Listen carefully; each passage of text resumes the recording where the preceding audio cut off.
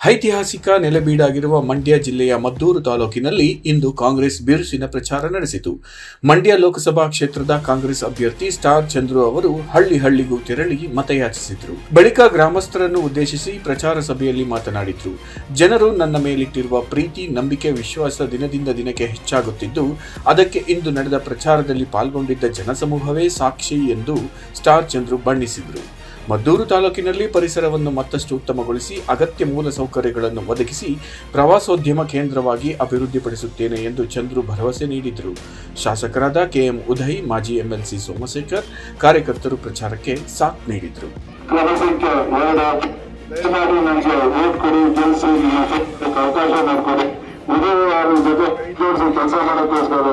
ನಮ್ಮ ಜೊತೆ ದಯಮಾಡಿ ನಮಗೆ ಸಹಾಯ ಮಾಡಿ ಗೆಲ್ಲಿಸಿ ಅಂತ ಹೇಳಿ ಕೇಳಬೇಕು.